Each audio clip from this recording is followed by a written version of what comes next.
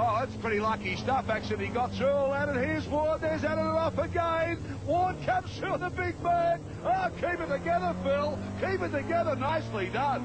Yeah, has done a good job, but Adden has got back on that slippery stuff, and he's straight into the tyre wall. Well, it's bad luck, because it was a great sort of baptism of fire while he was there. He's not very happy, let me tell you. Off comes the helmet. He's doing plenty of stalking.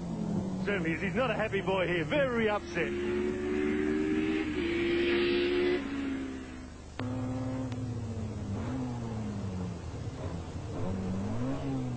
Nice to have your company wherever you're watching the 2-litre racing going on around Australia. And you're looking at Phil Ward. Have a look how dark it is here. Oh, here he goes again. I tell you what, Phil Ward's had more spins than a ballroom dancer today. Around he goes again. And that's the view he's got out of the windscreen.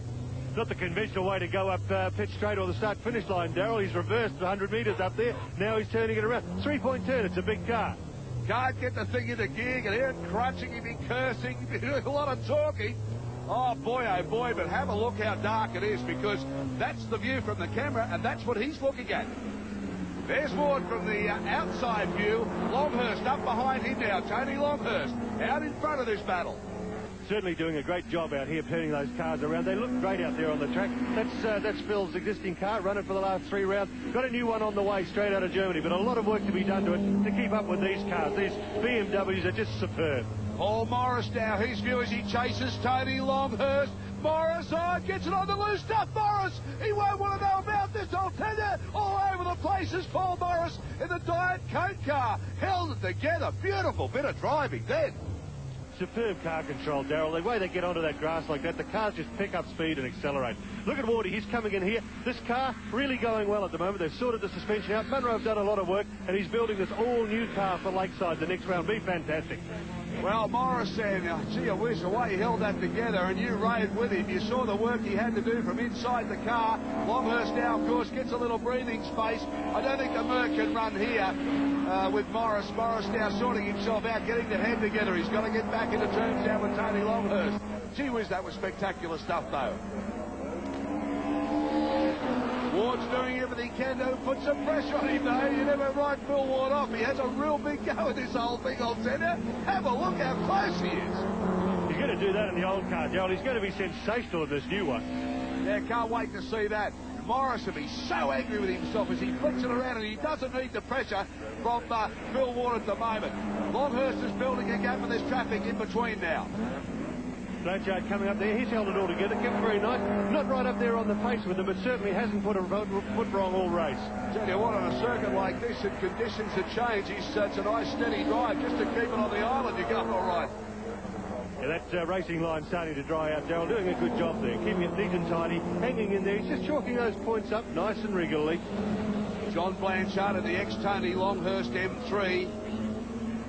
On go the brakes. You just see the little stab of the red lights.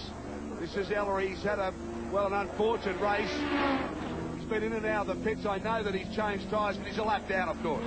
Yeah, not having a good run at all. Got the old orange meatball flag there for the flapping bonnet, but he's still out there, still keeping it together, still going hard. So now it's Blanchard. He moves up in behind Morris. Morris really hasn't got himself together since he had that lose, and the car looks a little bit of skittish, doesn't it, as it comes into the S's there. You can see it diving all around the place. Blanchard goes up the inside. Nice move there from Blanchard, and that's Morris's point of view. Yeah, look at that. Just see how dark that is. It's unbelievable. It's just so miserable, so cold. But look at that. Blanchard's opening up a bit of a gap there. Ward, she works hard in this thing. Have a listen to it.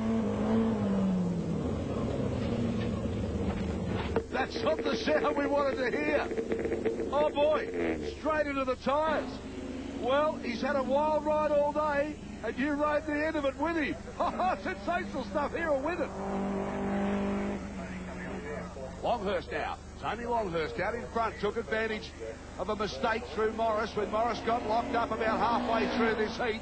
He'll take the checkered flag too, and Tony Longhurst, he didn't have to work too hard at the end of the race, but he certainly put in a lot of work at the top of the race.